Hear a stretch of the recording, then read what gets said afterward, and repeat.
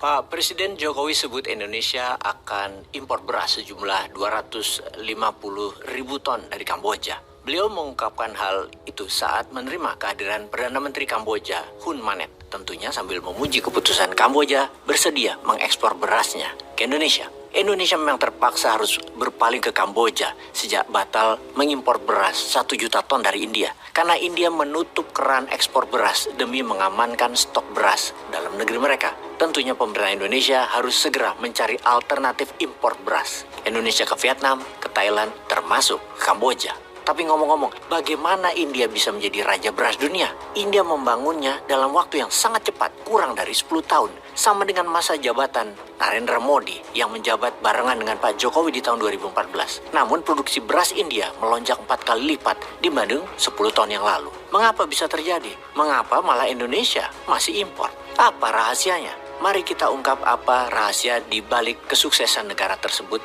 dalam mengembangkan pertaniannya. Bayangkan India dikenal sebagai salah satu negara penghasil beras dan juga pengekspor beras terbesar di dunia. Dengan penduduk India 1,4 miliar orang, India berasnya bisa surplus, bisa lebih. Padahal 10 tahun yang lalu mereka bergantung dengan impor beras. Pengaruh yang paling besar adalah kelompok pencapir. Kelompok pencapir yang merupakan singkatan dari kelompok pendengar, pembaca, dan pemirsa yang merupakan kegiatan pertemuan bagi petani dan nelayan di Indonesia tentunya. Kegiatan ini mengikutkan dan mengadu petani-petani berprestasi dari berbagai daerah. Mereka diadu kepintaran dan pengetahuannya seputar pertanian. Antara lain soal cara bertanam yang baik dan pengetahuan tentang pupuk dengan model mirip cerdas cermat. Program ini ikut andil dikala Indonesia mencapai swasembada pangan dan mendapatkan penghargaan dari FAO pada tahun 1984. India melakukan hal yang sama. Kemudian semua pakai koperasi, nggak pakai konglomerasi dan pabrik-pabrik besar, tapi pakai KUD, Koperasi Unit Desa. Pupuk India tidak memakai produk terpusat oleh pemerintah dan pemiliknya oligar. Namun semua pupuk bebas mereka produksi.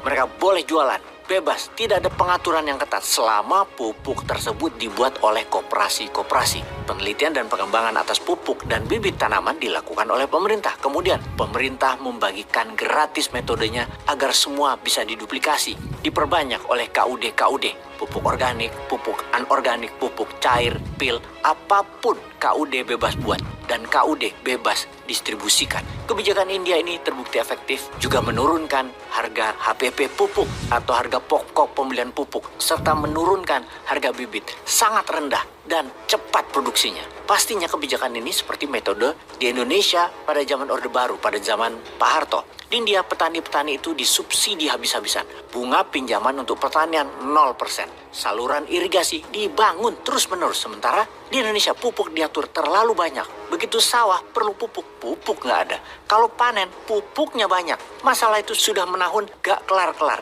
Hingga Indonesia untuk ketahanan pangan harus impor beras. Ada baiknya kita kembali lagi gunakan strategi Pak Harto yang ditiru India. Atau kita tiru negara ASEAN lainnya yaitu Vietnam yang juga menjadi negara surplus dalam pertanian khususnya beras. Hebatnya lagi, demi menghemat air akibat El Nino, Vietnam mengurangi tanaman beras karena padi banyak makan air. Jadi tanam padi awalnya 2 musim, sekarang 1 musim. Vietnam bisa lakukan strategi penghematan air itu karena surplus berasnya.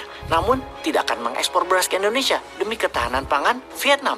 Duh, bagaimana ya? Kok kita ini nggak bisa berhenti import ya? Sampai segitunya ya nggak produktifnya urusan pangan dan beras. Padahal kita tinggal lanjutkan saja mana yang bagus dari pemerintahan yang lalu.